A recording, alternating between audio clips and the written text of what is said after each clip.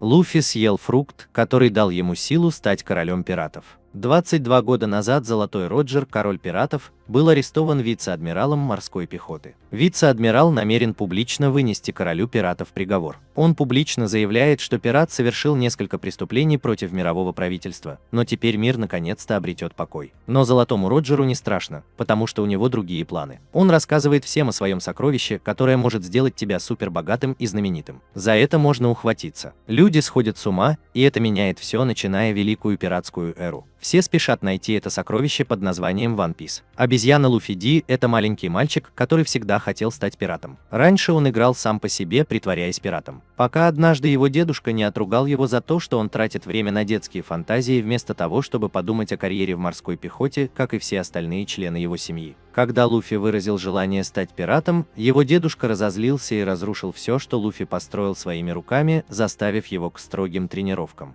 Вскоре после этого Луфи решил сбежать и встретил Шанкса, доброго пирата. Он действительно хотел присоединиться к команде Шанкса, но тот не думал, что он готов к этому. Так что Луфи сделал что-то безумное и порезал себе лицо, чтобы привлечь внимание. Но Шанкс просто сказал ему, что он еще не готов. Он указал на то, что Луфи, которому было всего 7 лет, даже не умел плавать. Чувствуя себя расстроенным, Луфи ушел в комнату, заполненную сундуками с сокровищами. Среди сокровищ он заметил маленькую необычную шкатулку. Его любопытство взяло верх, и он открыл шкатулку. Внутри он обнаружил странный фрукт, не похожий ни на один из тех, что он видел раньше. Несмотря на свой голод, Луфи решил откусить кусочек этого загадочного фрукта. Тем временем Шанкс имел дело с пиратом по имени Хигума, который пришел в их притон в поисках неприятностей. Даже несмотря на то, что этот парень заслуживал того, чтобы ему похлопали, Шанкс не сопротивлялся. Луфи не смог сдержать своего недовольства Шанксом и назвал его трусом. Он думал, что настоящий мужчина дал бы отпор этим бандитам. Шанкс пытался объяснить, но Луфи был слишком расстроен, чтобы слушать. Он сердито вышел из бара, но Шанкс схватил его за руку, чтобы остановить. Тем не менее, рука Луфи начала растягиваться, как резиновая. Эта перемена в Луфи произошла из-за того, что он съел особый фрукт под названием жевательная резинка, который был известен как дьявольский фрукт. С того дня Луфи научился контролировать свои новые способности и стал самым крутым пиратом. Официантка предупреждает его, что это очень опасно. Она говорит, что каждый дьявольский фрукт дает тебе особые способности,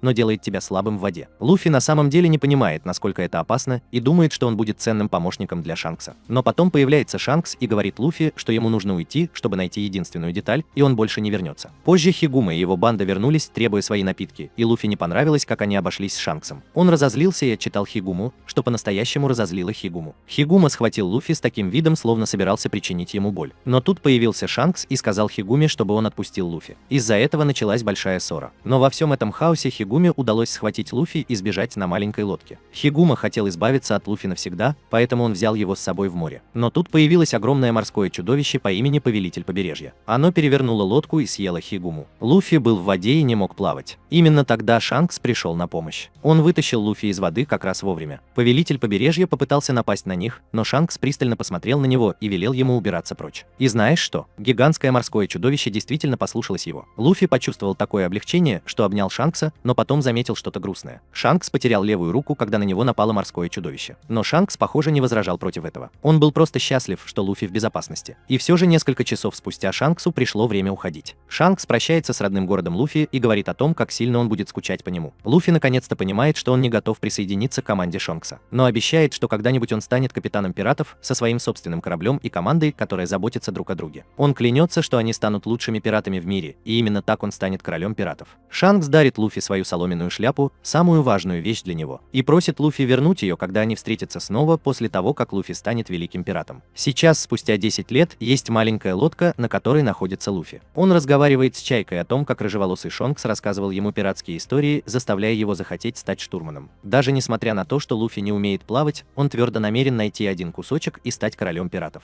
Но для этого ему нужно около 10 человек в команде, а это будет непросто. Так что он приглашает чертову Чайку присоединиться к его команде. Тогда давай плескайся. Его лодка тонет, и он прячется в бочке, чтобы спастись. Но из-за этого он ввязывается в большую пиратскую драку. Одна из них Альвида, и за ее поимку полагается награда. Она велит своей команде перепрыгнуть на другой корабль. Пока они забирают вещи с корабля, они спрашивают у другой команды, где находится этот охотник на пиратов Зора. Но они узнают, что он отдыхает на острове Сиксис. Альвида начинает нервничать, потому что она думала, что Зора охотится за ней, но ее команда говорит, что на нее даже не стоит охотиться. Она приходит в бешенство и бьет одного из них, так что Коби, самый занудный парень среди пиратов, пиратов вынужден в наказание драить палубу корабля. Ночью, когда Коби занимается уборкой, он слышит шум, доносящийся из бочки. Он приходит в бешенство, когда Луфи выскакивает наружу. После того, как он успокоил Коби, Луфи спрашивает: «У тебя есть какая-нибудь еда?» Когда он понимает, что находится на пиратском корабле, он приходит в восторг и называет себя пиратом. Но Коби не уверен в этом, потому что пираты обычно плохие парни. Луфи говорит ему, что пираты, которых он знает, не такие. Он начинает рассказывать свою историю о том, как он пытался порезать себе лицо, чтобы доказать Шанксу, что он готов стать пиратом. Коби удивляется и спрашивает, почему он хочет стать пиратом. Луфи говорит, что это потому, что быть пиратом значит быть свободным. Коби такой: но у команды Альвиды нет свободы. Так что Луфи такой: тогда уходи и следуй за своей мечтой, точно так же, как я гоняюсь за одним кусочком на большой линии. Следующее, что сказал Коби, помогает Луфи сбежать с корабля Альвиды, но их ловят. Альвида думает, что Луфи охотник за головами, но он говорит, что это не так, он скоро станет королем пиратов.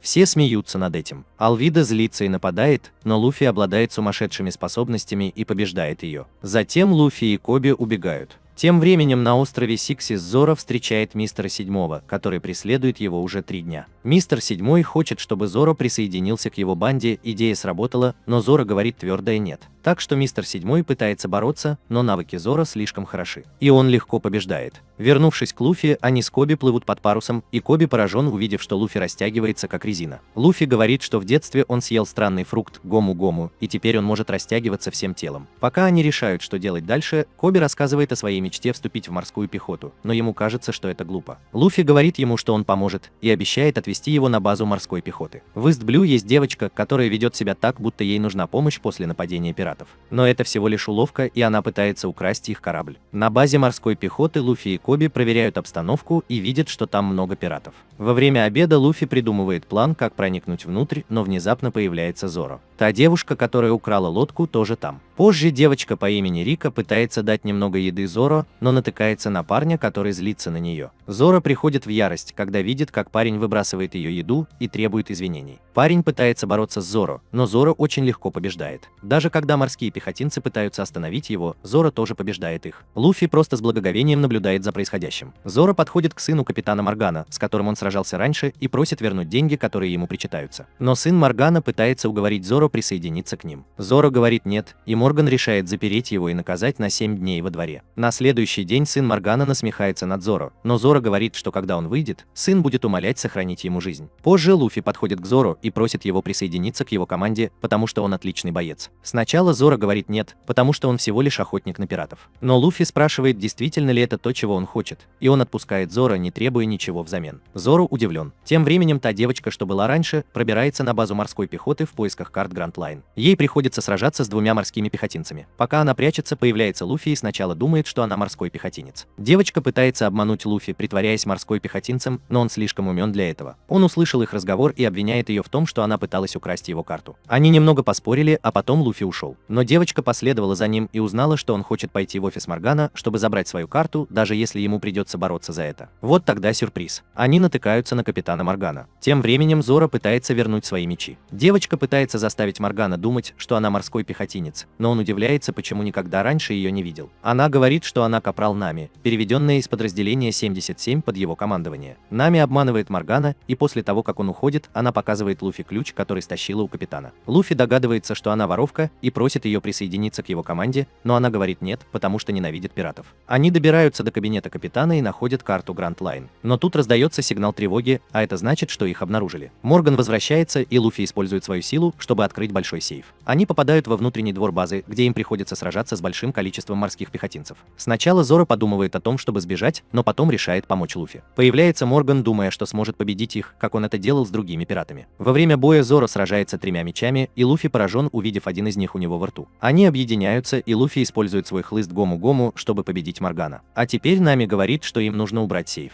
Зоро очень силен и переносит его на корабль Нами. Луфи говорит, что теперь у них есть команда, но они говорят ему, что такой команды нет. Пока Нами и Зоро готовят вещи, Луфи говорит, что они не могут уехать без его друга. Но Зоро говорит ему, что у них мало времени, потому что скоро прибудут морские пехотинцы. Внезапно появляется сын капитана Моргана и пытается угрожать им своим оружием. Но Зоро и Луфи просто смеются над ним. Затем появляется Коби и избивает его одним ударом. Он говорит Луфи, что решил стать морским пехотинцем. Коби грустит, потому что при следующей встрече они станут врагами, но до тех пор они остаются друзьями. Луфи улыбается и прощается. С другой стороны, команда корабля Худ 3 отправляется в плавание, и Гарпу звонят, что пираты напали на город Шелл и забрали несколько важных вещей. Всякое такое. Он меняет свои планы и отправляется в город Шелл, потому что пират в соломенной шляпе украл карту Гранд Лайн. Тем временем где-то в другом месте живет пират по имени Багги. Один из членов его команды рассказывает ему о том, что произошло в Шеллтауне, и Багги узнает, что они забрали его карту. Он смеется и решает, что должен вернуть ее, независимо от того, с кем ему придется сражаться. В данный момент Нами пытается открыть сейф и злится, потому что Луфи шумит. Луфи очень взволнован их первой пиратской добычей и подходит поближе, чтобы проверить, открыт ли сейф. Нами разозлился и ударил его так, что его соломенная шляпа чуть не упала в море. Луфи очень разозлился и сказал ей, чтобы она не трогала его шляпу. Нами наконец-то открывает сейф, но когда Зора видит, что это всего лишь карта, он спрашивает: «И это все?». Нами объясняет, что найти карту, ведущую к Гранд Лайн, очень ценно. Луфи в восторге от карты, но говорит, что не умеет ее читать и считает, что им нужен навигатор. Нами удивлен и начинает рассказывать им о морях. Она рассказывает им, что мир разделен на 4 части узкой полосой суши, называемой Красной линией. Прямо посередине проходит Великая линия, где таятся удивительные сокровища и большие опасности. Луфи говорит, что они найдут там один кусочек, и Зора, который охотился на пиратов в поисках этого предмета, спрашивает, что это такое. Луфи говорит, что это сокровище Золотого Роджера, спрятанное на Гранд Лайн. Но потом на них нападают, и они думают, что это морские пехотинцы. Луфи видит, как его друзья теряют сознание от газа, и прячет карту внутри себя, прежде чем упасть в обморок. Он выглядывает в окно и видит, как пираты садятся на свой корабль. Позже они просыпаются и обнаруживают, что находятся в плену. Нами беспокоится о карте, но Луфи говорит, что она в безопасности у него в животе. Зора пытается найти выход, и Луфи говорит ему, что их похитили пираты, прежде чем они потеряли сознание. Зора счастлив, потому что их легко победить, но Луфи помнит, чему его научил Шанкс, и хочет поговорить с этими пиратами. Когда их отпускают, они понимают, что являются частью циркового представления, за которым наблюдают другие заключенные. Затем появляется Багги, и Луфи узнает его по плакату «Разыскивается». Багги представляет себя, но злится, потому что думает, что Луфи смеется над его носом. Багги проболтался о том, что он месяцами планировал украсть карту, но потом трое неизвестных выхватили ее прямо у него из-под носа. Луфи такой: «Я не никто», и представился Багги. Клоун просто смеется над тем, что Луфи хочет стать королем пиратов, думая, что раз он знаменит, то обязательно найдет то, что ему нужно. Но Луфи говорит: «Ни в коем случае, я найду это первым». Зора решает ворваться внутрь и приказывает всем бросить оружие, и он мог бы оставить их в живых. Багги смеется над ним, потому что ему не нравится быть в центре внимания, и говорит, что он будет хлопать в ладоши.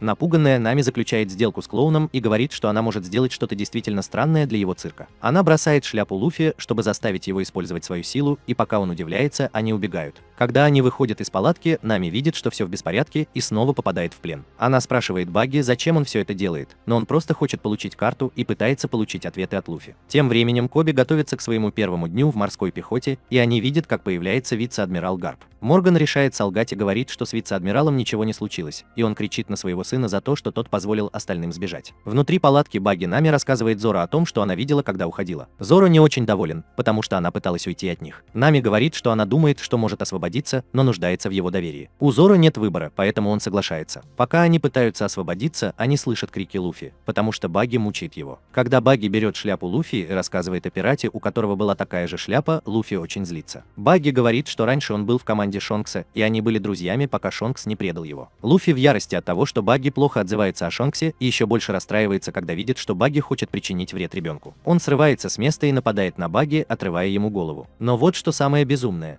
Багги тоже съел дьявольский фрукт Чоп-Чоп, так что он может развалиться на части и снова собраться вместе. Парень по имени Кабаджи избил Зора за то, что тот ударил брата Кабаджи в королевстве Гуа. Кабаджи начал бросать ножи в Зоро, пока тот был привязан к прялке. Вернувшись на базу морской пехоты, Коби очень нервничает, потому что вице-адмирал Гарп хочет его видеть. Гарп спрашивает Коби о пирате, с которым его видели, и Коби рассказывает все, включая имя Луфи и его мечту. Гарп верит ему и призывает Коби найти пирата по имени Луфи вместе с ним. Так вот, Луфи застрял в баке с водой и может утонуть. Багги хочет получить карту и говорит, что сохранит Луфи жизнь, если он откажется от нее и присоединится к своей команде. Но Луфи говорит, что это невозможно. Багги никак не может понять, почему Луфи не хочет стать слугой будущего короля пиратов, которого все будут любить. Но Луфи спрашивает о мечте Багги, и это заставляет Багги быстрее наполнять бак. Луфи вспоминает, как в детстве он упал в море. Шанкс спас его и отпугнул морского монстра, просто взглянув на него. Но Луфи видел, что Шанкс потерял руку из-за этого, и он винит себя за это. Вернувшись в настоящее, пока их друзей пытают, Нами освобождается и спасает Зоро. Теперь им нужно спасти Луфи. Багги узнает, что его ребят избили, и видит, как Луфи выплевывает карту. Но чтобы заполучить ее, ему придется сразиться с командой пиратов Соломенной шляпы. Багги начинает нападать на Луфи и причинять ему много боли. Команда Луфи работает сообща, чтобы поймать разные части Багги в ловушку, чтобы он не мог снова собраться вместе. Багги весь перепутался и не может соединить части своего тела. Он часто оскорбляет Луфи, но Луфи говорит, что станет королем пиратов, и использует свою специальную атаку, чтобы отправить Багги в полет. Луфи отдает карту Нами, потому что она навигатор, а затем освобождает пленников. Они в замешательстве и думают, что возможно эти новые парни и есть их новые похитители, но Луфи говорит, что это совсем другие пираты. Тем временем на базе морской пехоты вице-адмирал Гарп беседует со своей командой о коррупции. Он говорит, что новобранцы ничего не напутали, но он винит генерала Моргана, начальника базы, в том, что пошло не так. Гарп говорит, что он возглавит охоту на пиратов, которые напали на базу, и приведет с собой новобранцев, чтобы показать всем пиратам, что происходит, когда вы связываетесь с морскими пехотинцами. В другой части города жители деревни хотят подарить Луфи и его команде припасы в знак благодарности. Но сначала Луфи говорит нет, потому что считает, что им это нужно больше. В конце концов они берут немного еды и прощаются с деревней. Мы видим, как Нами чинит шляпу Луфи, и он действительно рад этому. Зоро задается вопросом, будет ли каждый день таким же сумасшедшим, как этот, и Луфи произносит несколько слов Шанкса, которые заставляют Зоро обратить на это внимание. Затем мы узнаем, что Нами предает своих товарищей по команде, рассказывая кому-то, что у нее есть карта. Теперь мы перенесемся на 7 лет назад, в деревню Сироп, где живет мальчик, который постоянно предупреждает всех о приближении пиратов, но это всегда ложная тревога. Люди начинают думать, что в него больше нельзя поверить,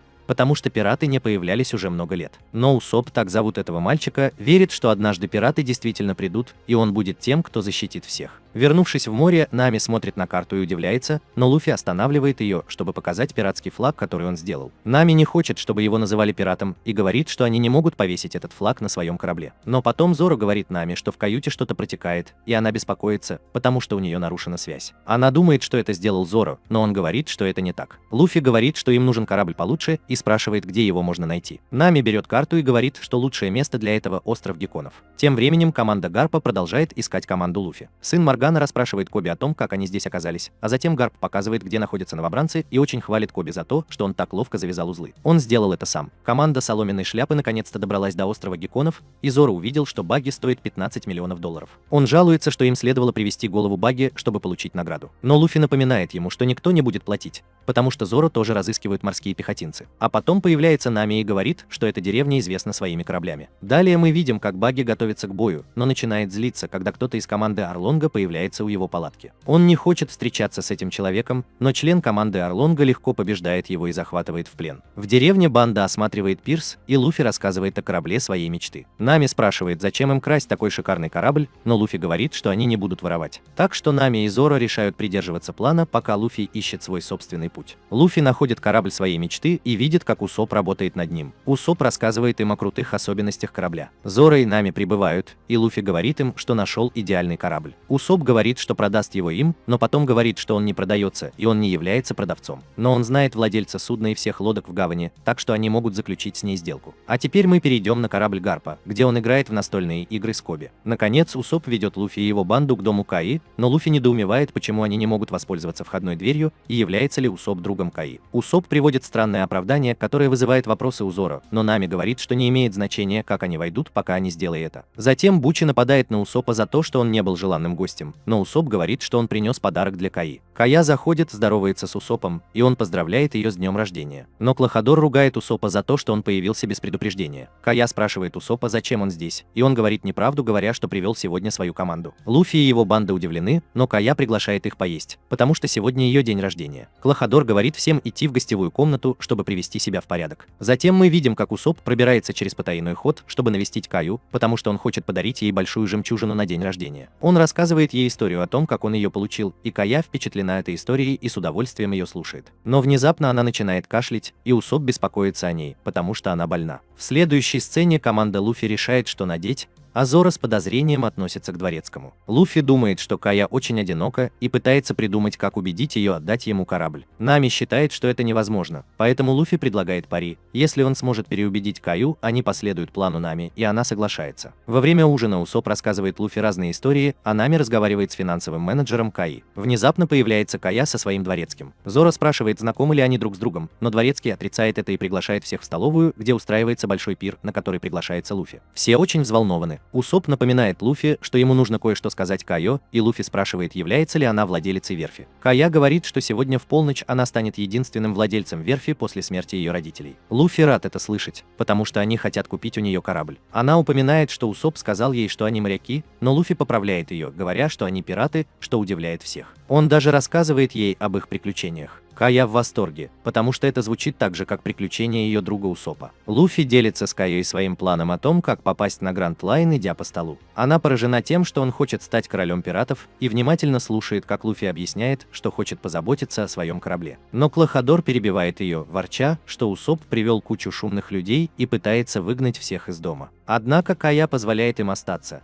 хотя ей самой нужно ненадолго уехать. Тем временем сын Моргана прерывает игровую сессию Гарпа и Коби, потому что они обнаружили остатки корабля с символом соломенной шляпы. Гарп приказывает осмотреть остров Гекка, один из ближайших островов к их местоположению, и поручает Коби возглавить миссию, что сильно расстраивает сына Моргана. В следующей сцене Мэри, казначей Каи, задает вопросы Клахадору. Ему кажется странным, что она хочет передать ему право собственности на верфь. Клахадор пытается убедить его, что это вполне естественно, ведь он заботится о ней уже 3 года. Однако Мэри хочет услышать это непосредственно от Каи и не хочет, чтобы кто-то еще использовал ее в своих интересах. Клахадор раскрывает свои истинные намерения и делает что-то ужасное с Мэри. Переключившись на баги, он чувствует себя в ловушке и напуган, потому что они загнали его в угол. Он пытается шутить, но Арлонг приближается и требует дани, потому что Багги наживается на своей морской территории. Багги пытается сменить тему, рассказывая Арлонгу о ком-то, кто проявил к нему неуважение, парне в соломенной шляпе по имени Луфи, который разрушил базу морской пехоты и украл карту города Гранд Лайн. Арлонг ворчит по поводу того, что Луфи ищет единственную часть, поэтому Багги предлагает сделку. Он сохранит ему жизнь в обмен на то, что он найдет Луфи. Тем временем, когда Зоро и Луфи отправляются на поиски кухни, Нами ловят на краже из дома Каи. Вместо того, чтобы разозлиться, Кая начинает разговор с Нами. Она доверяет нам, выражая свою усталость от того, что люди обращаются с ней деликатно и жалеют ее. Наконец, Луфи и Зоро приходят на кухню и обнаруживают Усопа, который тоже не может уснуть. Усоп расспрашивает Луфи о его приключениях и признается, что хотя он и хотел бы присоединиться к ним, он чувствует, что должен остаться ради Каи. Тем временем Кая делится с нами тем, что она давно знает Усопа, особенно с тех пор, как умерли ее родители. Она рассказывает обо всей доброте, которую Усоп проявил к ней. Усоп доверяет Луфи, считая Каю своим лучшим другом и желая помочь ей любым возможным способом. Разговор между Нами и Каей заходит об их семейном прошлом. Кая рассказывает, что ее родители погибли в море, и спрашивает, пережила ли Нами подобную потерю, на что Нами отвечает, что она этого не делала. Это приводит к некоторому игривому подразниванию между ними. Одновременно Усоп вступает в бой с остальными членами команды Луфи, демонстрируя свои меткие стрелковые способности, которые, как он утверждает, унаследовал от своего отца. Когда он упоминает своего отца, Луфи упоминает, что знал его, потому что он когда-то был членом команды Шонкса. Однако по просьбе Зоро выпить, Усоп ведет его туда, где хранятся вина, и там они натыкаются на безжизненное тело Мэри. Появляется Клахадор, который оказывается капитаном пиратов Черного Кота, и пробуждает память Зоро. Завязывается битва, и хотя он побеждает Зоро, Усопу удается сбежать. Они решают отпустить его, потому что считают, что никто не поверит его рассказу о том, что произошло. Нами прощается с Кайой, которая отдает все, что она украла и спрятала в своей наволочке. Позже той же ночью приспешники Клахадора пытаются избавиться от тел своих павших врагов. Тем временем Усоп спешит в деревню за помощью, но изо всех сил пытается убедить кого-либо поверить в его историю. Эта ситуация напоминает ему о похожем опыте из его детства. Когда он был ребенком, Усоп с нетерпением ждал возвращения своего отца со своей пиратской командой. Он наблюдал, как его мать, которая была очень больна, ругала его и заверяла, что ей станет лучше, как только его отец вернется домой. Она делала все возможное, чтобы утешить его, но их запасы еды иссякли, и, к сожалению, она скончалась. В настоящее время Усоп сидит на земле, слезы текут по его лицу, и он не может понять, почему ему никто не верит, даже если обычно доверяют детям. Внезапно перед ним появляется Коби и выражает свою веру в слова Усопа. В следующей сцене Зоро просыпается в яме и натыкается на безжизненное тело Мэри, что заставляет его вспомнить недавние события. Встретив Коби, Усоп решает довериться ему, рассказав обо всем, что произошло, включая раскрытие истинной личности капитана Куро. Сын Моргана, скептически относящийся к заявлениям Усопа, считает, что в них трудно поверить, так как он считает, что его отец хлопнул Куро много лет назад. И думает, что Куро не имеет к этому никакого отношения. За пиратов в соломенной шляпе. Однако, когда Усоп упоминает Луфи, Коби начинает беспокоиться за его безопасность и предлагает свою помощь. Внутри дома Нами отчаянно ищет Луфи и в конце концов обнаруживает его на кухне без сознания после того, как он съел еду Каи. Она слышит приближающиеся голоса и пытается спрятать Луфи, но ее усилия оказываются тщетными. Нами спокойно наблюдает за тем, что задумали пираты, и понимает, что Луфи был отравлен. Она также подслушивает, как Клахадор приказывает своим слугам сбросить Луфи в колодец, и узнает, что Зоро потерпел поражение. Тем временем Коби и его группа прибывают в дом, где их встречает Клахадор. Клахадор выражает сожаление, заявляя, что Усоп всегда был лжецом, который так и не оправился после смерти своей матери. Усоп настаивает на обследовании, и Коби осматривает Дворецкого, но не находит когтей, описанных другом Луфи. Коби консультируется с Клахадором и упоминает имя Луфи как разыскиваемого беглеца. Клахадор вспоминает имя одного из преступников, которого представил Усоп,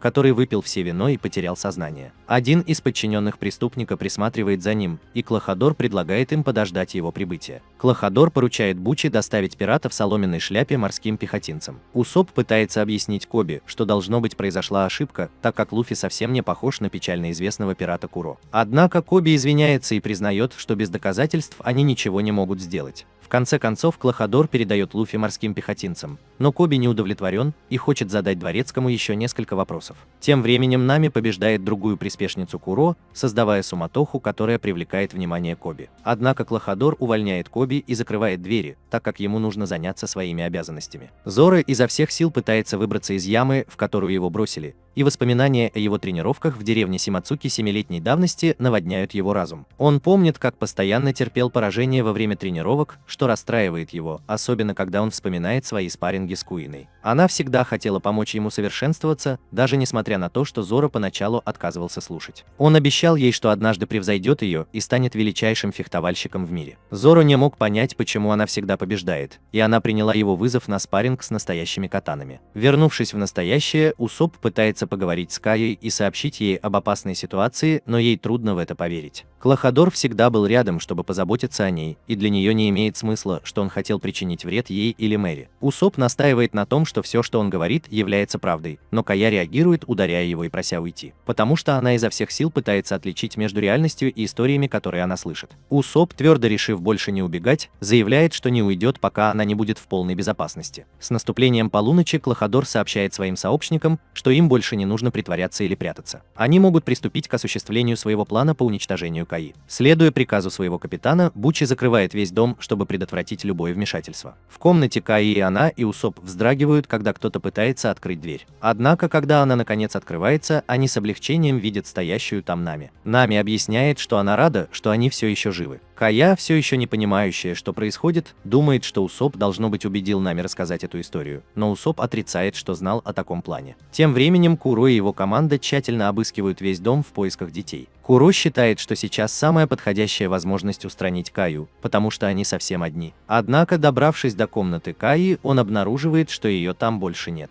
Кая обнаруживает, что блуждает по служебным коридорам дома, отчаянно ища способ сбежать. Тем временем Усопу в сопровождении девочек удается ускользнуть от угрожающего присутствия Куро. Кая указывает на рычаг, который нужно активировать, чтобы открыть двери дома. В то же время Зоро, который ранее потерял сознание, приходит в себя. Он вспоминает болезненное воспоминание о том, как его сенсей сообщил ему о трагической смерти Куины. При прощании с ней Зоро искренне попросил передать ему ее меч, и хотя его учитель поначалу колебался, Зоро напомнил ему об обещании, которое они дали Куине. Эти воспоминания служат мотивацией для Зоро, когда он ищет выход из ямы. Тем временем Коби прислушивается к словам Луфи, но Хельмипа, все больше раздражаясь, угрожает причинить Луфи вред. Внезапно появляется Зоро и уничтожает всех морских пехотинцев, фактически освобождая Луфи. Коби пытается вмешаться, потому что по приказу морских пехотинцев они находятся под арестом. Однако Луфи подходит к Коби и признает свой долг. Луфи приказывает своему другу вернуться к своим обязанностям морского пехотинца, так как ему и Зоро нужно помочь другим своим друзьям. Он советует Коби не пытаться остановить их. Коби принимает слова Луфи, и они наблюдают, как Луфи и Зора направляются обратно к дому. Внутри дома Куро удается найти комнату, где прячутся Кая и остальные. Он резко критикует молодую девушку, подразумевая, что она упустила бесчисленные возможности и является не более чем жалким ребенком. Куро рассматривает ее действия как форму мести после того, как он потратил годы на заботу о ней и терпел ее постоянные жалобы. Он раскрывает свое накопившееся разочарование на протяжении многих лет, но не ожидал неожиданного возвращения Зора и Луфи. Кая, подслушав слова Куро, преисполняется решимости противостоять пирату. Однако Куро быстро захватывает ее в плен. Став свидетелем пленения своего друга, Усоп храбро пытается напасть на Куро, но пират оказывается слишком грозным и легко побеждает его. В другой части дома Бучи и Шем нападают на Зоро, что приводит к ожесточенной битве между ними. Зора вступает в жесткую схватку с двумя приспешниками, демонстрируя свое впечатляющее мастерство владения мечом. Тем временем у Куро вынашиваются зловещие планы покончить с жизнью Каи, но прежде чем он успевает осуществить свой ужасный план, вмешивается Луфи. Луфи ясно дает понять, что никто не смеет связываться с его друзьями. Он пытается ударить Куро, но его атака проходит мимо цели. Куро насмехается над соломенной шляпой, считая, что Луфи ему не равня. Он ставит под сомнение право Луфи называть себя пиратом, так как он провел в море относительно мало времени, в отличие от Куро, который долгое время был капитаном. Куро размышляет о своей собственной жизни, наполненной тревогами и постоянной бдительностью против предательства и угроз, и спрашивает Луфи, действительно ли это так. Именно такой жизни он желает. Луфи уверенно отвечает, что ему не нужно беспокоиться о своей команде,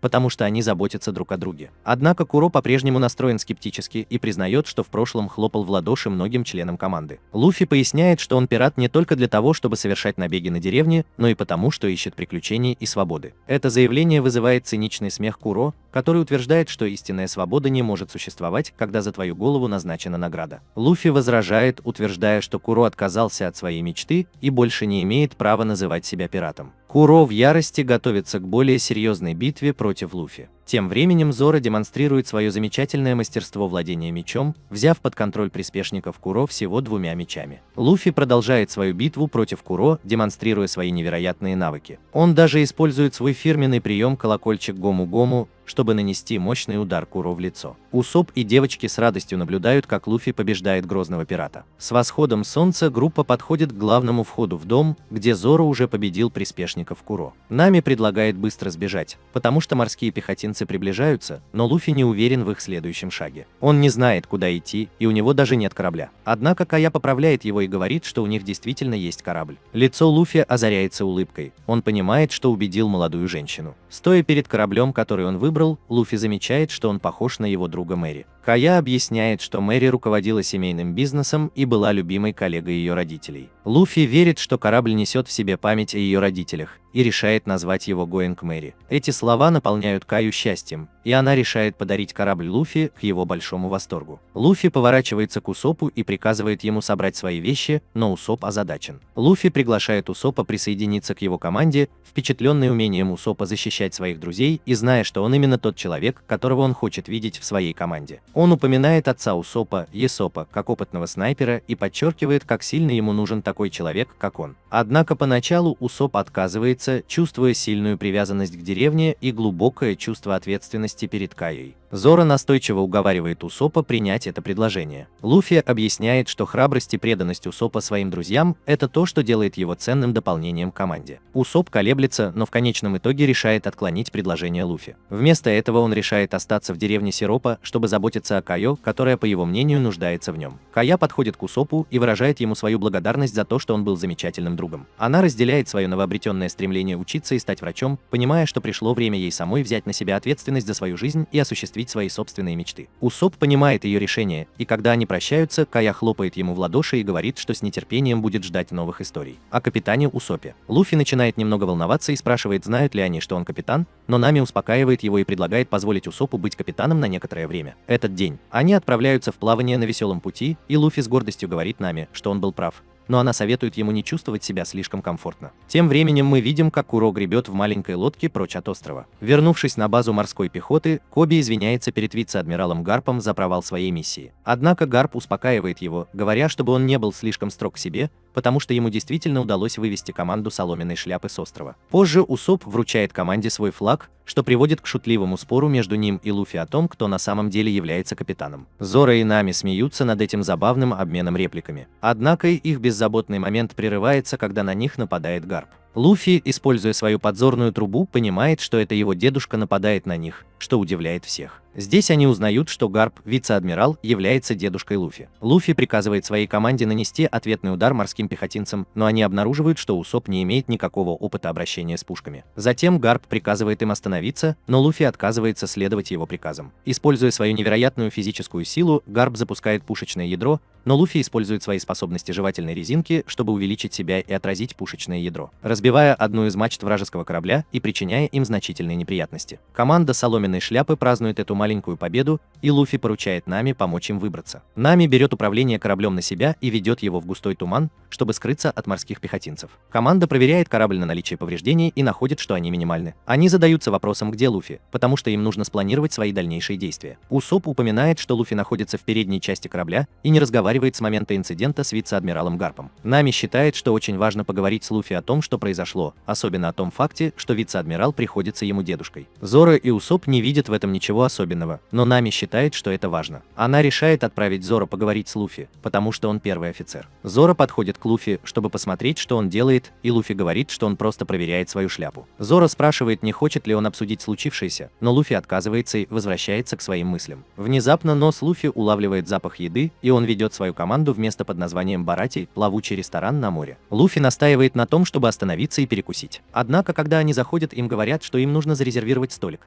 а ближайший свободный столик находится в 3 неделях езды. Нами, используя свое остроумие, подкупает официанта, который быстро находит им свободный столик. Пока они ждут, им интересно, что за еду подают в этом ресторане. На кухне они видят, как шеф-повар тщательно готовит блюдо. Однако его ругают за то, что он замедлил работу кухонной линии из-за своего творческого подхода к приготовлению пищи. Он подает свой список заказов, но шеф-повар с ножкой-колышком отказывается подавать блюдо. Это расстраивает шеф-повара, который считает, что ресторан оскорбляет мясо своим меню. Его босс ругает его и приказывает покинуть кухню, чтобы обслуживать столы. Выходя из кухни, он натыкается на 2 дерущихся пиратов и вмешивается, чтобы напомнить им о правилах ресторана. Когда они не слушают, он использует свои удары ногой, чтобы легко победить их, оставив Луфи впечатленным своими навыками. Официант в баре представился как Санджи и принял заказы команды Соломенная шляпа. Луфи со своим обычным аппетитом заказал всего понемногу. Нами раздражен кокетливым поведением Санджи, в то время как Зоро просит немного пива. Усоп добавляет к заказу еще 2 пива, а Луфи, напротив, просит стакан молока. Санджи также спрашивает Нами, чего бы она хотела, и она просто просит стакан воды. Когда Санджи уходит, команда игриво подразнивает Нами по поводу ухаживания официанта. Тем временем вице-адмиралу Гарпу сообщают, что их корабль получил значительные повреждения и потребуется 2 дня, чтобы вернуть его в мореходное состояние. Коби предлагает обратиться за помощью в 67-й батальон, который находится неподалеку. Но Гарп решительно отказывается, настаивая на том, что они могут справиться с ситуацией самостоятельно. Он возвращается в свой офис и связывается с Михоуком, могущественным пиратом с отмененным приказом о поимке. Гарп поручает Михауку разобраться с молодым претендентом на пиратство по имени Луфи, предупреждая его, чтобы он не недооценивал этого молодого человека. Далее мы видим, как Михаук без особых усилий уничтожает корабль Дона Крига одним ударом. Дон Криг сомневается в мотивах Михаука, но затем нападает на него, но терпит сокрушительное поражение. Михаук быстро расправляется с Доном Кригом и возвращается к своему разговору с вице-адмиралом Гарпом, ожидая дальнейших инструкций. Вернувшись в ресторан, команда уже наелась после сытной трапезы, и Луфи предлагает произнести тост. Однако Нами не склонна произносить тосты, учитывая их недавний опыт, когда они чуть не утонули. Она также задается вопросом, почему Луфи раньше не упомянул о своем дедушке вице-адмирале. Санджи приносит счет, который Луфи оплачивает, подписывая его своим именем. Это раздражает владельца бара, потому что Луфи, похоже, не знает о правилах ресторана, по которым они не предоставляют кредиты. Луфи настаивает на том, что за еду нужно платить. Он просто еще не отдал им деньги. Он добавляет их на свой счет, объявляя себя будущим королем пиратов и обещая вернуть деньги с процентами, когда найдет нужную вещь. Однако владелец не соглашается и предлагает Луфи оплатить счет мытьем посуды. Луфи ворчит по поводу суммы, но владелец говорит, что его счет эквивалентен году мытья посуды. По ночам Нами беспокоится о присутствии вице-адмирала. Обсудив это со своими друзьями, она решает покрыть следующий раунд расходов и использует возможность спросить о безопасный путь к острову Каноми. Ночью Коби спрашивает у Хельмепа, знаком ли он с Михоуком. Хельмепа подтверждает, что Михаук – величайший фехтовальщик в истории и один из 7 морских военачальников. Эти 7 пиратов были известными нарушителями спокойствия во всем мире, но вместо того, чтобы сражаться с ними бесконечно, морские пехотинцы сделали их союзниками в обмен на свободу выполнять их грязную работу. Коби с трудом может поверить в в это шокирующее открытие. Пока он моет посуду, Луфи заводит разговор с Санджи, который хвастается, что он лучший повар в Истблю. Луфи соглашается, потому что ему понравилось отвергнутое блюдо, и он не может понять, почему Зев, владелец ресторана, заставляет Санджи работать официантом. Санджи считает, что это потому, что Зев ему завидует. Затем он делится своей мечтой найти мифическое место в море под названием «Все синее», где его ждут неизвестные ингредиенты. Луфи призывает Санджи следовать своей мечте. Их разговор прерывает голодный морской пехотинец, которого Санджи намеревается накормить, несмотря на возражения владельца. Видя доброту Санджи, Луфи приглашает его присоединиться к своей команде. Далее мы видим, как Коби расспрашивает Гарпа о том, не послал ли он Михоука за Луфи. Гарп, чувствуя беспокойство Коби, предлагает ему выпить и признается, что мир не всегда справедлив и не ко всем можно относиться одинаково. Именно для этого и существуют морские пехотинцы – поддерживать порядок и предотвращать хаос, даже если это означает жить с некоторой несправедливостью. В баре Барти, слегка подвыпивший Усоп, начинает хвастаться своими способностями, не подозревая, что Михаук находится рядом. Позже он пытается представить Михоука своим друзьям, но Зоро узнает легендарного фехтовальщика. Зоро стоит на своем и вызывает Михоука на смертельный поединок, заявляя о своем стремлении стать величайшим фехтовальщиком в мире. Михаук принимает вызов, обещая положить конец путешествию Зоро. Пока Луфи продолжает мыть посуду, он слышит, как прибывает Зев, и ругает его за попытку разрушить мечты Санджи. Он рассказывает Зефу о том, как Санджи проявил доброту по отношению к голодному мужчине, нарушив правила ресторана. Но прежде чем Зев успевает ответить, в комнату врывается Усоп и предупреждает Луфи, что у них возникла проблема. Луфи входит в комнату, где готовится Зоро, и Нами ругает его, говоря, что Зоро не может победить Михоука. Нами и Усоп просят Луфи вмешаться, но Луфи соглашается с Нами и призывает Зоро передумать. Однако Зоро по-прежнему полон решимости, объясняя, что его мечта – стать величайшим фехтовальщиком в мире, и для достижения этой мечты он должен победить Михоука. Нами продолжает умолять Зоро изменить свое решение, а Луфи подчеркивает, что он не может вмешиваться в чужую мечту. Настойчивость Нами заставляет Зоро задуматься, почему она так беспокоится о том, чтобы он отказался от дуэли. Она отвечает, что он ее друг,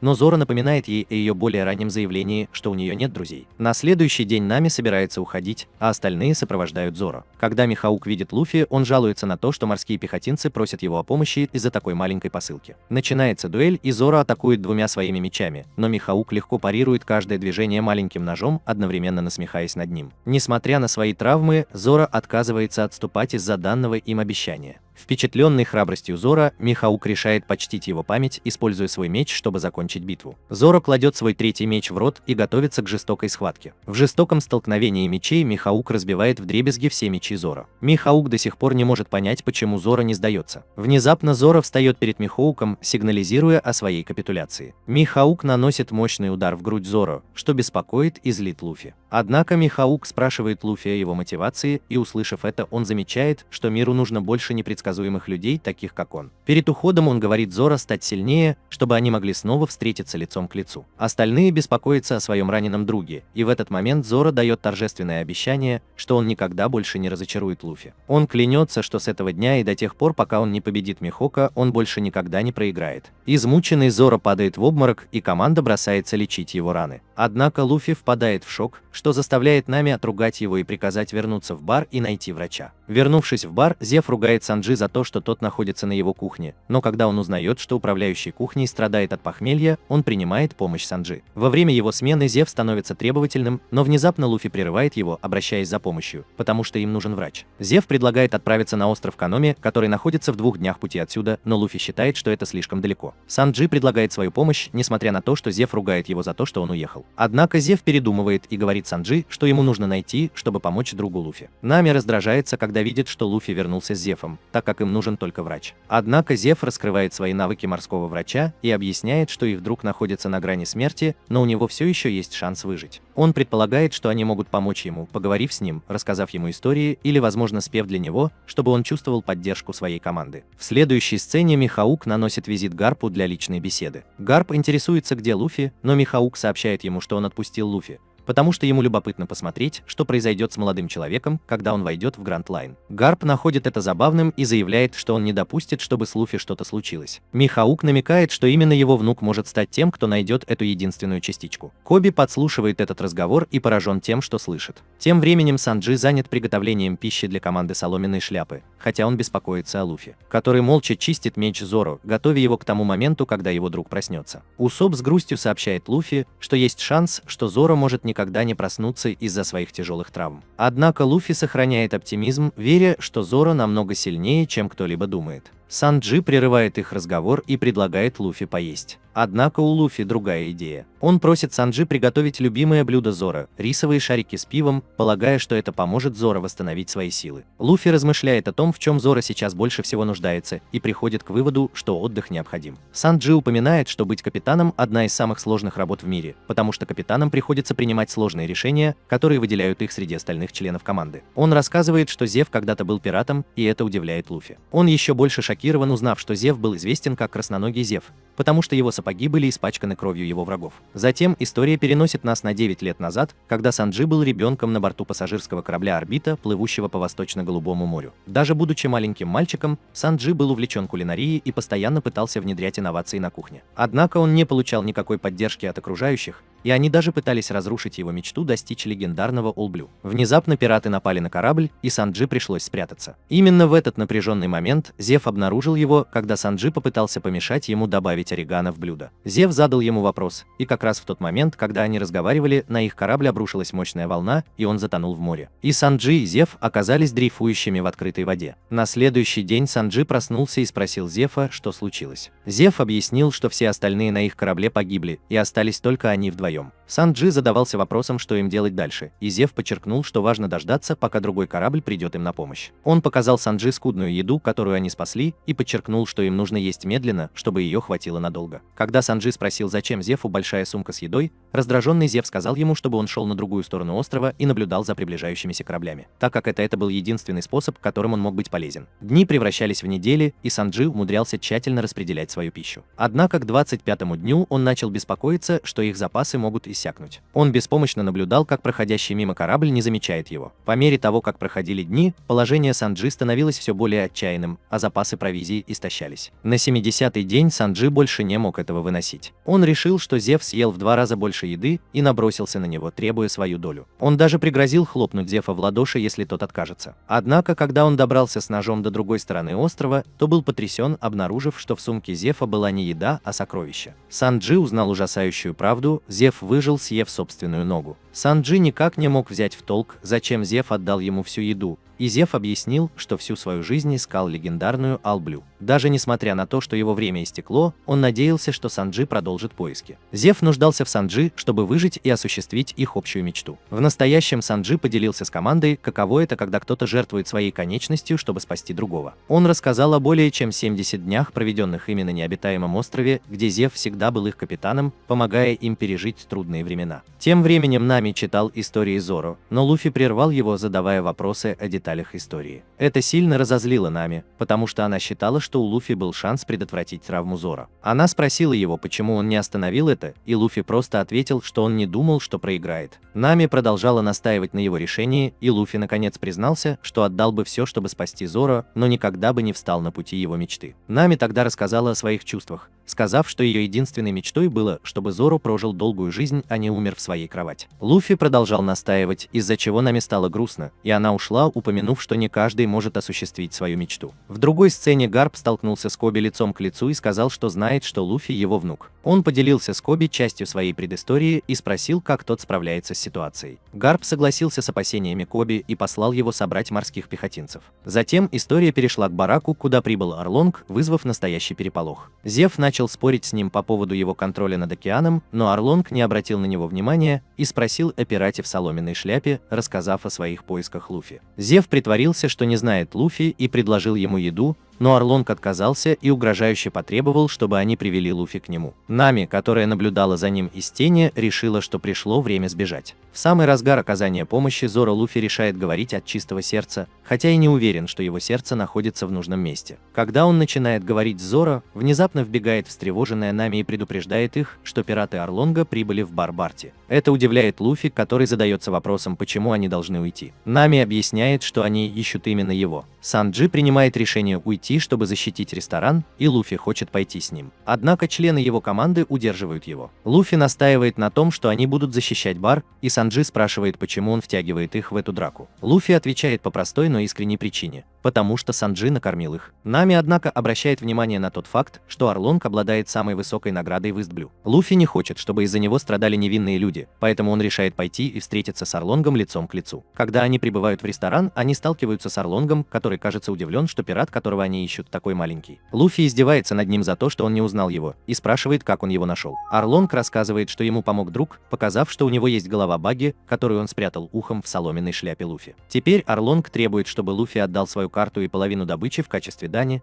но Луфи отказывается стать слугой Арлонга и бросает ему вызов. Это была драка. Прежде чем они начали драться, Зев выстрелил в человека-рыбу, хотя это не причинило ему вреда. Санджи, увидев, что Зев ранен, напал на людей и рыб, но они легко одолели его. Став свидетелем нападения на своего друга, Луфи нападает на Арлонга, но Арлонг наносит ответный удар с огромной силой. Возле ресторана Арлонг продолжает избивать Луфи до тех пор, пока в порыве гнева Луфи не удается нанести удар по Арлонгу. Но как раз в тот момент, когда Арлонг собирается нанести серьезный удар, Нами вмешивается. Нами рассказывает, что она является частью команды Арлонга и предлагает им сбросить Луфи в море. Арлонг, кажется, готов это сделать, но Санджи приходит на помощь Луфи как раз вовремя. Луфи спрашивает о Нами, и когда он узнает, что она ушла, ему становится очень грустно. Тем временем Гарп поздравляет свою команду и говорит им, что миссия изменилась. Теперь они должны поймать Луфи в соломенной шляпе. Вернувшись в бар, Санджи хочет помочь Зефу, но тот отказывается, считая, что Санджи не должен тратить свою жизнь впустую. Санджи не согласен и говорит, что Зеф не может управлять рестораном в одиночку. Он настаивает на том, что если ему снится что-то голубое, то он не должен упрямиться и должен отправиться на поиски этого. В конце концов, Зеф дает свое согласие на то, чтобы Санджи сопровождал Луфи в его путешествии. Луфи снова отправляется в гости к Зоро и рассказывает о своей ссоре с Арлонгом, об их совместной трапезе и о том, что случилось с нами. Ему кажется, что он все испортил раньше, потому что не знал, что сказать. Но теперь он знает, что ему нужно ей сказать. Внезапно Зоро жалуется на то, что не может спокойно спать, что делает Луфи очень счастливым. Зоро спрашивает о Нами, уверяет Луфи, что это не его вина, он просто действовал как капитан. Зоро обещает быть верным Луфи до тех пор, пока они не найдут единственную часть или не погибнут, пытаясь это сделать. На следующий день команда готовится к путешествию, и они узнают, что Санджи тоже присоединится к их команде. Зоро спрашивает, почему такой простой официант, как Санджи, должен сопровождать их, и когда Гоинг Мэри отчаливает. Санджи прощается с Зефом, выражая свою благодарность за все его усилия, поддержку и заявление о том, что он никогда его не забудет. Команда задается вопросом, как им найти Нами, но Луфи рассказывает, что он взял с собой голову Багги, чтобы помочь им добраться до Арлонга. Во время путешествия Зоро противостоит Багги, выражая надежду, что это не ловушка, несмотря на сделку, которую он заключил с Луфи. Однако в конечном итоге Зоро помещает Багги в бочку. Теперь мы видим, что Луфи ловит рыбу вместе с Санджи, но он жалуется, что это занимает слишком много времени для рыбы, чтобы укусить. Однако, когда он начинает говорить о Нами, Зоро ругает Санджи, потому что он ничего не знает об их друге. Луфи прерывает их, говоря, что не имеет значения, что решит Нами.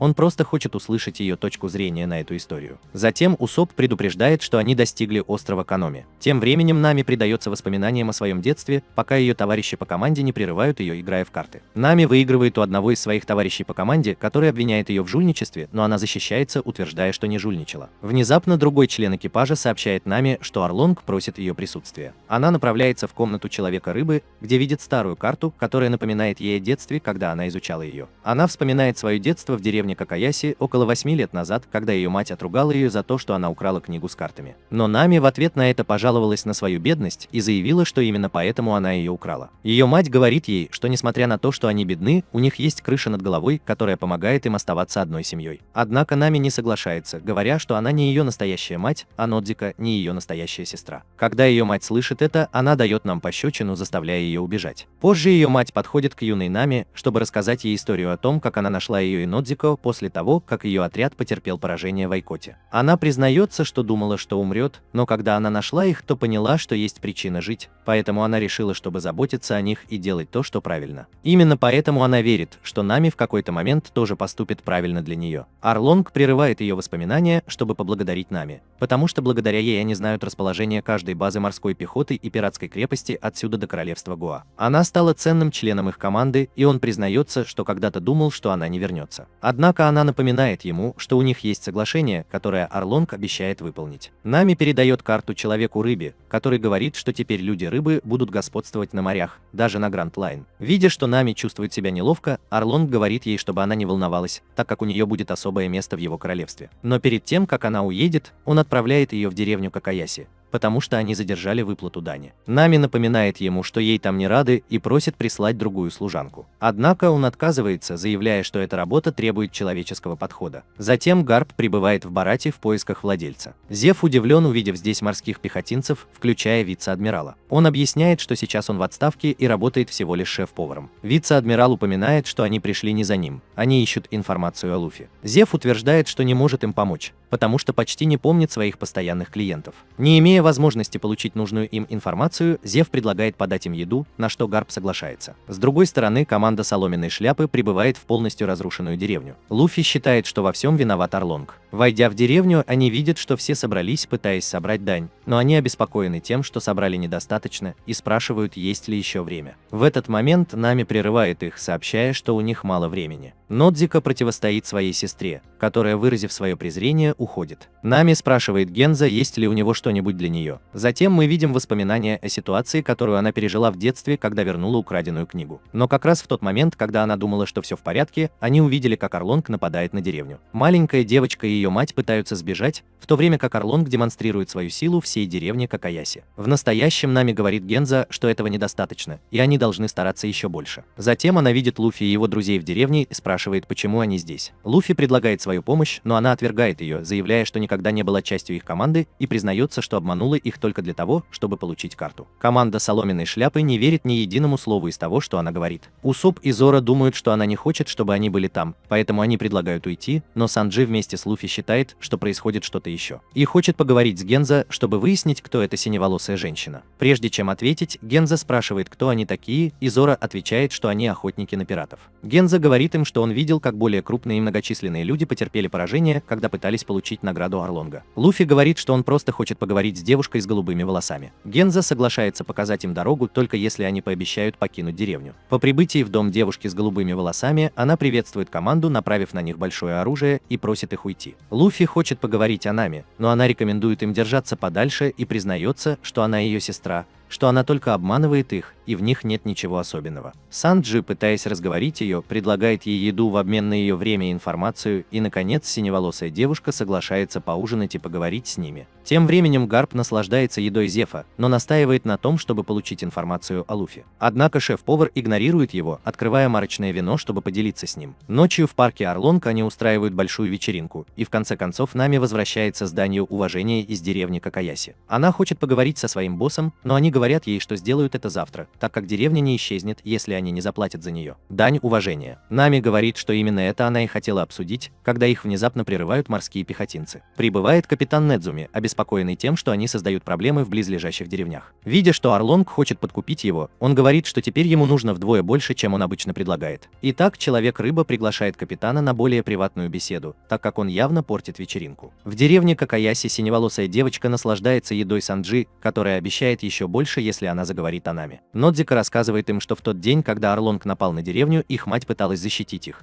но увидев людей-рыб, которые хотели причинить ей вред, она и ее сестра вышла из укрытия. Это привело к тому, что их мать решила отдать дань уважения за них, даже если это означало потерять свою жизнь. Прежде чем Орлонг похлопал ее по плечу, она извинилась за то, что не дала им всего, чего они хотели, или за то, что была не очень хорошей матерью. Маленькие девочки плачут по своей матери, наблюдая, как Человек-рыба стреляет в нее. Эта история глубоко тронула мальчиков, и Луфи вышел подышать свежим воздухом, а Зора последовал за ним. Луфи думает, что Нами был всего лишь ребенком, когда все это произошло. Зора говорит, что она уже не ребенок, и что она приняла решение. Он советует Луфи забыть о ней, но капитан в соломенной шляпе отказывается признать, что Нами плохой человек. Тем временем Орлонг ведет переговоры с капитаном Недзуми, которого он запугивает, чтобы тот согласился на еще меньшую сумму денег. После этой сцены Нами говорит Орлонгу, что она выполнила свою часть сделки, но он не верит, что у нее есть 100 миллионов ягод, и расспрашивает ее об этом. Нами отвечает, что она сама украла эти деньги, поэтому она хочет знать, сдержит ли он свое слово. Орлонг приказывает ей принести деньги к утру, и он будет считать этот вопрос закрытым. Однако после того, как она уходит, он посылает Куроби на поиски Недзуми, так как у него есть для него работа. В другом месте вместе Коби и Хелмепа пьют в ресторане. Хелмепа не понимает одержимости Гарпа соломенной шляпой, и Коби признается, что это потому, что он его внук. После короткого разговора официант говорит им, что он мог бы продать им информацию о соломенной шляпе. Так вот, Зев, который ужинает с Гарпом, признается, что не хочет ввязываться в семейный спор,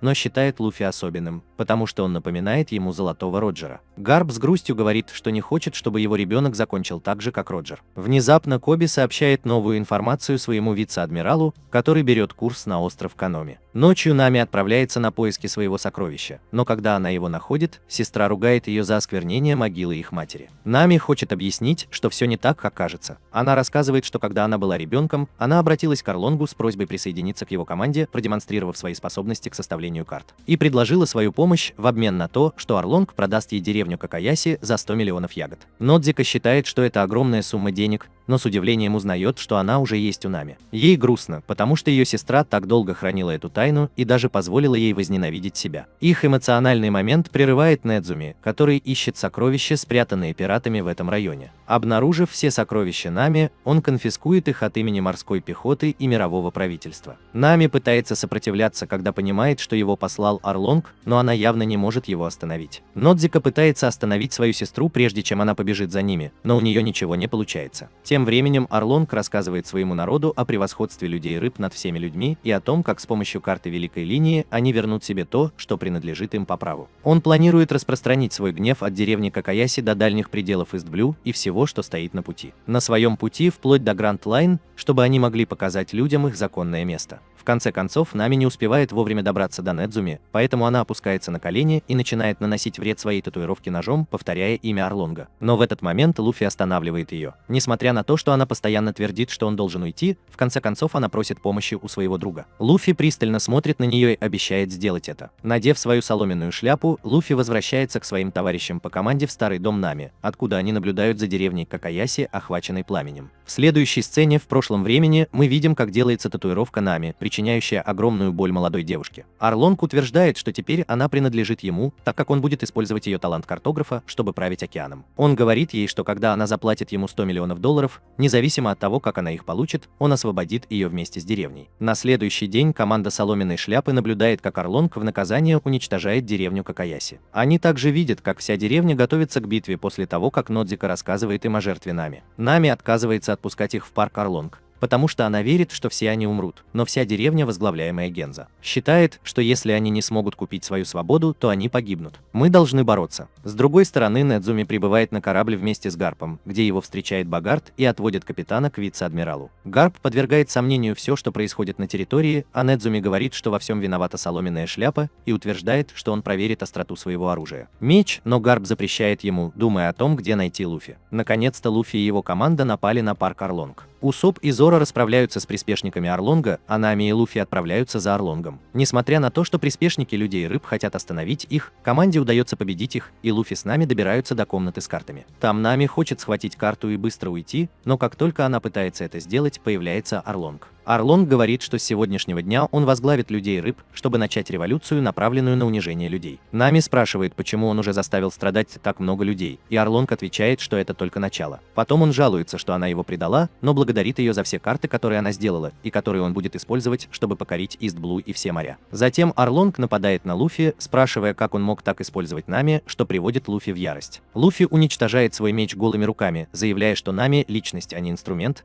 У нее есть свои собственные надежды и мечты, которые Арлонг явно отнял у нее. Именно поэтому он уверен, что разобьет его вдребезги, как и предыдущих злодеев, которые причиняли людям боль. Луфи приказывает Нами бежать, но Арлонг не хочет отпускать ее, и Луфи останавливает его. Тем временем Усоп убегает от Человека-рыбы, а Санджи и Зора продолжают уничтожать людей рыб, выясняя, кто сможет победить больше. Они освобождают Багги, который предает их и убегает. Усопу наконец удается победить Человека-рыбу после того, как он инсценировал свою собственную смерть, а затем использовал специальная пуля, которая заставляет Человека-рыбу взрываться. Сейчас в парке Арлонг Кураоби прибывает, чтобы встретиться лицом к лицу с Санджи и Зоро, что делает этот бой жестким. Луфи, с другой стороны, изо всех сил пытается серьезно ранить Человека-рыбу, который продолжает спрашивать его о том, как он обращался с нами. Не имея возможности нанести значительный урон, соломенная шляпа решает уничтожить всю комнату с картами, которую он построил. В конце концов, Санджи побеждает Куроби, особенно когда тот проявляет неуважение к Нами, что действительно злит его. Нами возвращается к остальным, и они спрашивают о своем капитане. Она говорит им, что он все еще внутри и сражается сражаться с Арлонгом. Луфи решает использовать свой пулемет Гатлинга, чтобы напасть на Человека-рыбу. Но когда королевство Арлонга начинает рушиться, он смело заявляет, что ни один человек не может победить его. Луфи использует свою атаку, известную как топор жевательной резинки, нанося мощный удар по лицу Арлонга. Из-за этого парк Арлонга рушится. Санджи, Зоро и Усоп наблюдают за падением башни и беспокоятся о Луфи. Однако Луфи выходит из-под обломков без единой царапины, заявляя, что Нами не одинок. Ночью жители деревни празднуют поражение Арлонга. Санджи готовит для всех и пытается произвести впечатление на сестру Нами, но ясно, что его попытки завязать романтические отношения не срабатывают. Усоп, окруженный нетерпеливой аудиторией, приукрашивает свою историю, заставляя всех поражаться. Внезапно Гарп и его люди прибывают в парк, окружающий всю деревню. Вице-адмирал отдает приказ арестовать команду Соломенной шляпы. Поначалу Хельмепа и Коби колеблются, но в конце концов выполняют свой долг. Гарп ругает Луфи за то, что он выбрал путь пирата, и требует, чтобы он сдался. Однако Луфи категорически отказывается, что приводит к конфронтации. Луфи не хочет сражаться со своим собственным дедом, но Гарп не оставляет ему выбора. Гарп сомневается в силе Луфи, и несмотря на то, что Луфи использует свои особые способности, его дедушка легко побеждает его. Во время битвы Луфи признается своему дедушке, что может продолжать бить его весь день напролет, но он никогда не откажется от своей мечты. Он полон решимости достичь великой линии, найти единственную фигуру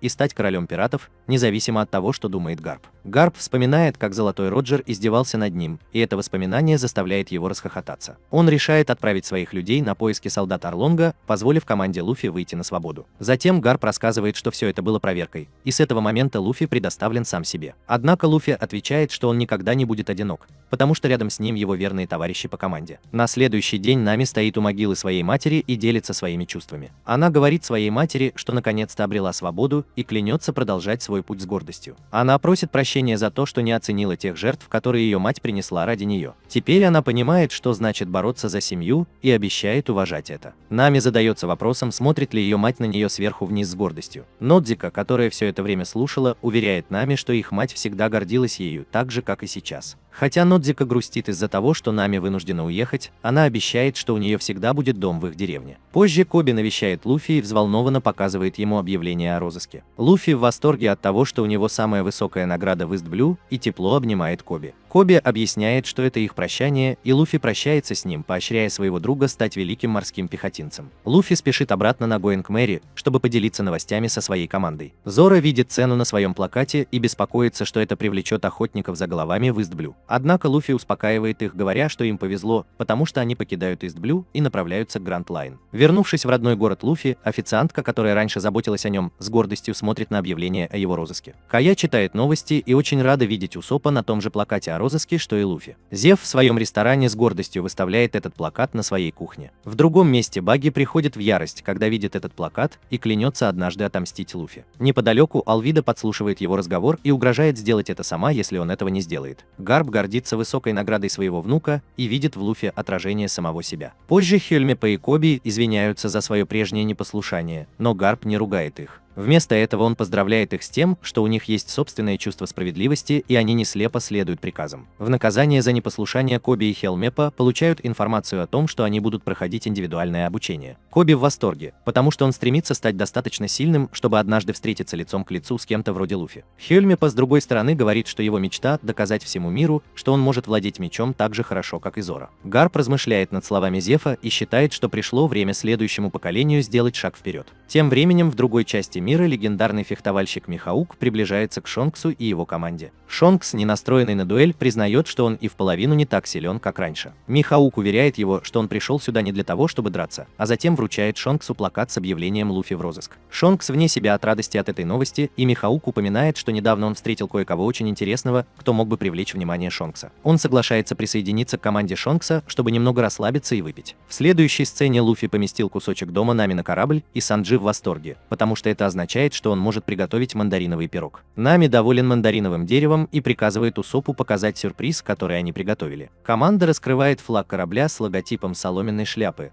а Луфи с энтузиазмом приветствует свой собственный пиратский флаг. По мере того, как они продолжают плыть по морю, Нами считает, что они приближаются ко входу в Гранд Лайн. Однако она озадачена картой, на которой изображена необычная река, похожая на гору, бросающая вызов законам природы. Луффи успокаивает ее, напоминая, что она навигатор и сама разберется с этим. Санджи привлекает внимание Луффи, потому что у него есть идея. Луффи собирает всю команду на специальную церемонию, чтобы отметить их вступление в Гранд Лайн. Каждый член команды делится своими мечтами и желаниями, обещая,